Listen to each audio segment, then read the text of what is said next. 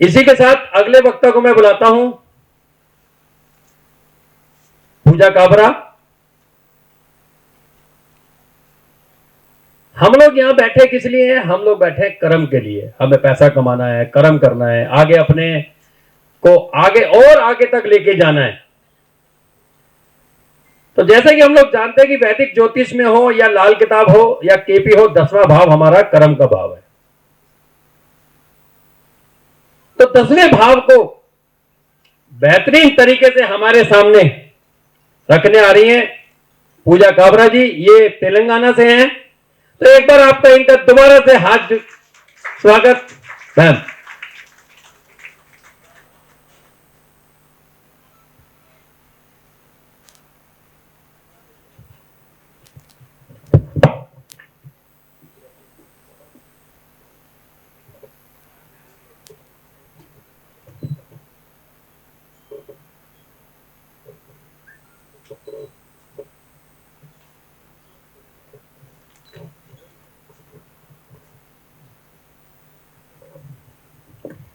अस्मत् गुरुभ्यो नमः, अस्मत् परम गुरुभ्यो नमः, अस्मत् सर्वगुरुभ्यो नमः, श्रीमते रामानुजाय नमः।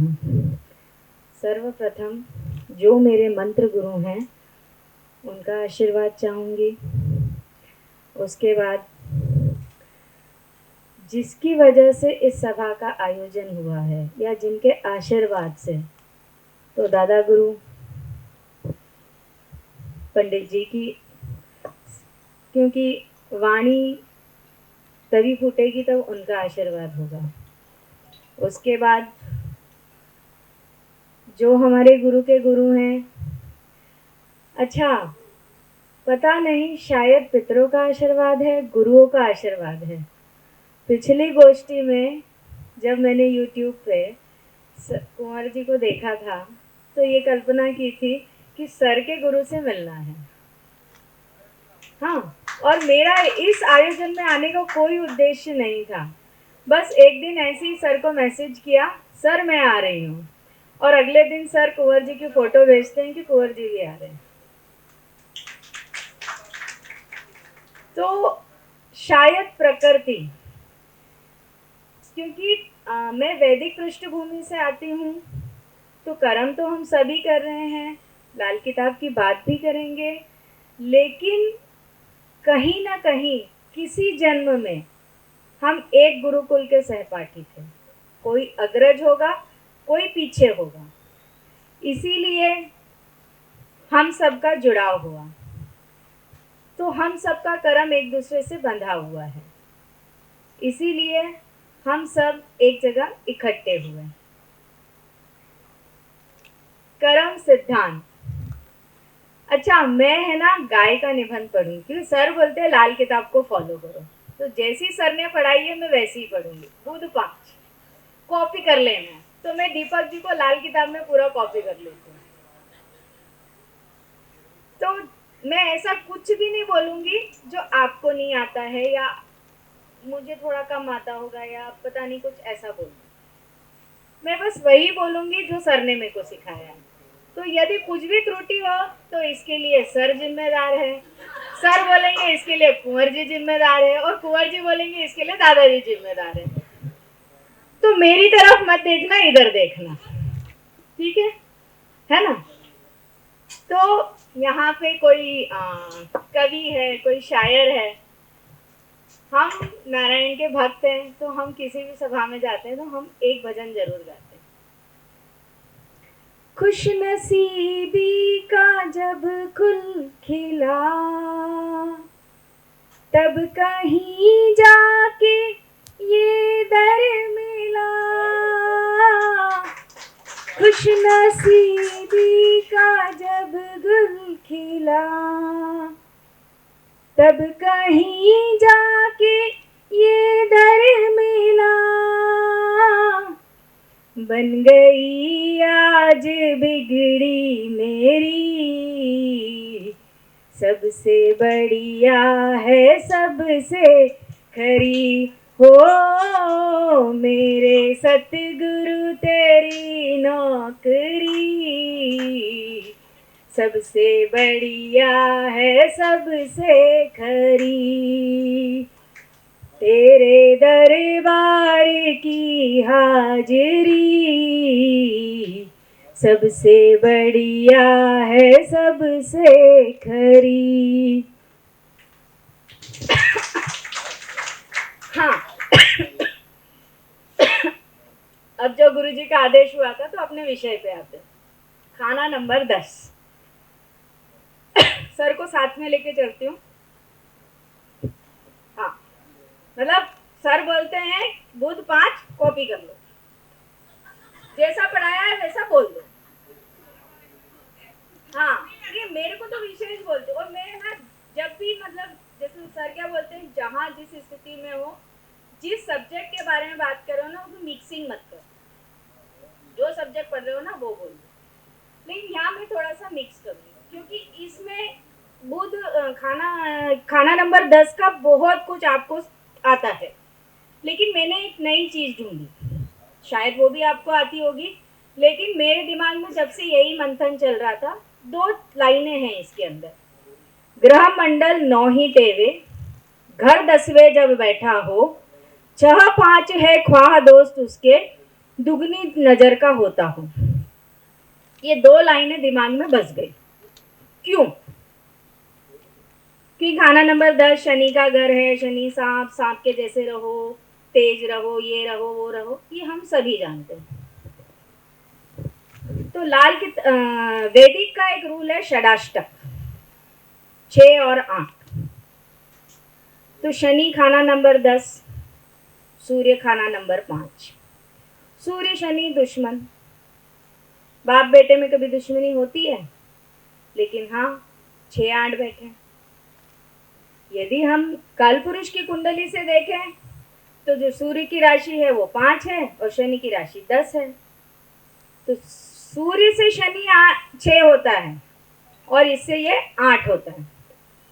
षडाष्टक की जब भी युति किसी भी क्षेत्र में आ जाए, चाहे पति पत्नी का हो, 6 8 लग्न हो, 6 8 सप्तम स्वामी बैठा हो, 6 8 जो भी हो, तो वो चूहा बिल्ली रहेंगे ही रहेंगे, मतलब इसमें इसका कोई तोड़ है ही नहीं। अच्छा, फिर बताते हैं कि यदि छठे में भी बैठ जाए तो वही छठे से तो वो फिर 9वां हो जाता है, तो 9वां क्यों? तो 11वां घर भी शनि का है, 11वां घर शनि का है और छठा घर है रोग, 5वां घर है पुण्य स्थान और कर्म। अब ये पुण्य स्थान 5वां घर जो आपका प्रारब्ध है और कर्म है, तो ये पुण्य और प्रतिफल दोनों के बीच में कर्म फंसा हुआ है। फिर 10वां घर है कर्म। कर्म कैसा आपका कटेगा, जैसा आप कार्य करोगे, तो जो प्लस माइनस होना है वो 11 नंबर में होना है, 11वीं राशि में प्लस माइनस होना है कि आपने अच्छा कर्म करा, यानी कि शनि 10, तो क्या बोलते हैं कि कर्म अच्छा करो, धर्म वाले बन जाओ भैया। कि शनि यदि 10वां है और 5वें में दोस्त भी बैठ जाए तो समझो कि कितना भी अच्छा मित्र हो, लेकिन 6 8 वाली जब भी युति हो जाएगी ना, तो दोस्त दोस्त ना रहा, प्यार प्यार ना रहा, ये पत्नी भी खारी हो जाएगी और दोस्त भी खारा हो जाएगा, है ना, वो वाली स्थिति आनी है। 11 नंबर से छठा, मतलब 10 से छठा क्यों? रोग। तो जब भी शनि के कर्म खराब होंगे तो ये जो प्लस माइनस है ना, ये लास्ट में हॉस्पिटल में हिसाब होता है। तो इसीलिए 11 से 10 से छठा या 10 से 5वें को बोला है कि जहर हो जाएगा। बस मतलब मैंने बहुत सारा लिखा, बहुत कुछ प्रिपेयर किया, लेकिन मैं ये 2 चीज़ों में अटक गई। दीपक सर क्या बोलते हैं, जो पंडित जी ने लिखा है उसको डिकोड करने की कोशिश करो, क्योंकि उनको कुंवर सर बोलते हैं कि हर शब्द में कुछ है। तो मेरी गाड़ी यहीं अटक गई। सर ने तो लिखाया बहुत कुछ था, मैं अपनी सारी किताबें कोर्स की लाई हूँ, मैं रनिंग नोट्स बनाती हूँ। जैसे सर बोलते हैं ना, आप मिला के देख लेना, वीडियो में और बुक में सेम रहे। तो खाना नंबर 10 में ये 2 जगह मेरी गाड़ी अटक गई। ये 5 और 6 को जहर क्यों बोला? फिर क्योंकि वैदिक पृष्ठभूमि है, वैदिक पृष्ठभूमि से आती हूँ और बचपन से, तो बोले माँ का ज्ञान पहले रहेगा फिर मासी का आएगा। तो दीपक जी क्या बोलते हैं, वैदिक माँ है और ये मासी है, तो पहले जो माँ ने सिखाया, तो माँ क्या बोली, 6-8 जब भी रहेगा तो गड़बड़ होगी। तो यदि जो कोई बोलता है, जैसे बहुत सारे लोगों से ये भ्रांति है, मैं इसका समाधान भी चाहूँगी, तो यदि सर जी इसका समाधान करेंगे। बहुत सारे लोगों को भ्रांति की टोटकों की किताब है, लेकिन नहीं, ये रूहों की किताब है। और जब तक ये हमको नहीं चयन करेगी तो हम इसमें कुछ भी माहिरी हासिल नहीं कर सकते। तो क्या पंडित जी को इस बात का नॉलेज कैसे नहीं हुआ होगा? उन्होंने कैसे ये शब्द लिखे? वैदिक, या तो ये वैदिक का नॉलेज इनको अपने आप आया होगा, या वाकई में उनके अंदर कोई रूह समाई होगी, क्योंकि इन 2 लाइनों में वैदिक का जो षडाक्षक वाला रूल है वो अप्लाई होता है। हाँ, तो इसीलिए उन्होंने ये लाइनें लिखी होंगी। अब मेरी गाड़ी इससे आगे बढ़ी नहीं, लेकिन हाँ, जो सर ने पढ़ाया है तो गाय का निबंध में पढ़ देती हूँ, जो सर ने पढ़ाया है, जो मैं लिख के लाई हूँ कि मुझे ये बोलना था। हाँ, ये 2 में मैं ज़्यादा स्ट्रेस करी क्योंकि मुझे ये 2 चीज़ें अट्रैक्ट करी, और मेरा 2 दिन से मंथन इसी पे चल रहा था। और तैयारी भी 1 दिन की है, क्योंकि कल शाम में मेरा एक लेक्चर था वास्तु के ऊपर, और उसके बाद आधी रात को मैंने बैठ के लिखा है, और 2 बजे हम घर से निकल गए थे, क्योंकि सुबह 5 बजे फ्लाइट पकड़नी थी और यहाँ पे पहुँचना था। तो खाना नंबर 10, किस्मत की बुनियाद, मैदान, कोरा कागज, खाली हो तो चाहे जो लिख दो, है ना? कोरा कागज नहीं तो, यदि हम कुछ नहीं लिखेंगे तो मेरा जीवन कोरा कागज कोरा ही रह गया, क्योंकि कर्म स्थान में तो कर्म करना ही पड़ता है। तो कर्म की भूमि, इसका मालिक कौन है? शनि। गुरुजी बोलते हैं शनि सांप है, तो सांप चौकन्ना रहता है, तो 4 आंखें, तो शनि की 4 दृष्टियां हैं। शनि हमेशा ऐसा देखता है। तो मेरी भी लाइफ का एक ही फंडा है, मुझे छेड़ना नहीं, और छेड़ दिया तो मैं छोड़ती हूँ। हाँ, अब हम पक्के शनि वाले हैं, क्योंकि काल पुरुष की कुंडली अपनी है, तो हम बिल्कुल जैसा गुरुजी बोलते हैं ना वैसे फॉलो करते हैं। तो शनि की 4 दृष्टियाँ। पहली दृष्टि बेचारा नीचे दृष्टि से देखता है, क्योंकि शनि बोलता है धर्मी बन जाओ, दुश्मन को भी माफ कर दो। ज़्यादा ही कोई काड़ी करे तो पहले खाली तीसरी नज़र से देखो, तीसरी से काम नहीं बन रहा है तो 7वीं से देखो, और 7वीं से नहीं काम बन रहा है तो 10वीं से देखो, तो 5वां जहर अपने आप ही होना है ना? तो इसकी 3 ऐसी दृष्टियां हैं, तीसरी से देख लो, 7वीं से देख लो, और 10वीं से देख लो। और जब 10वीं दृष्टि 10 खाने से 5 को देखेगा, खत्म होना है काम। तो सांप बन जाओ, सांप चौकन्ना होता है। अब निकाल पुरुष की कुंडली है तो हम ऐसे सोचते हैं कि शनि 10 में विराजमान है ही है, तो हम चौकन्ने। हाँ, उसके बाद बात आती है, कुछ यहाँ पे बोलते हैं कि मंगल उच्च का है और बृहस्पति नीच का है। तो मंगल उच्च और बृहस्पति नीच, कर्म स्थान आदमी में कार्य शक्ति है। बृहस्पति अभी तो क्षेत्र क्या है, शुक्र राहु का है। बेचारे जो बृहस्पति वाले रहते हैं ना, वो पीछे ही रह जाते हैं, रहने दो, पत्नी चोरी हो गई, कुछ नहीं कर सका, और चंद्रमा से गज केसरी बनाता है, देखिए कुछ कर ही नहीं सका ना, क्या करा? लोग देव गुरु है तो शोभा नहीं देता है, और फिर जाके चंद्रमा से ही गज केसरी। अगर गज केसरी में भी लोगों को बड़ी भ्रांतियां, गज केसरी होता है तो बहुत अच्छा होता है। रामचंद्र जी के था और पत्नी चोरी हो गई, तो गज केसरी वाले थोड़े सावधान रहें कि गज केसरी में दिक्कत बड़ी होती है। राजाशाही जीवन रहेगा, राजा, और राजा का जीवन हमेशा संघर्ष वाला होता है। बेचारा बृहस्पति नीच का, अब बृहस्पति नीच का है, जब तक ठीक है कि थोड़ी बहुत वो कर लेगा, तो यहाँ पे बृहस्पति ठीक ही रह जाएगा। बृहस्पति यदि अच्छा है तो गड़बड़ हो जाएगी उसके।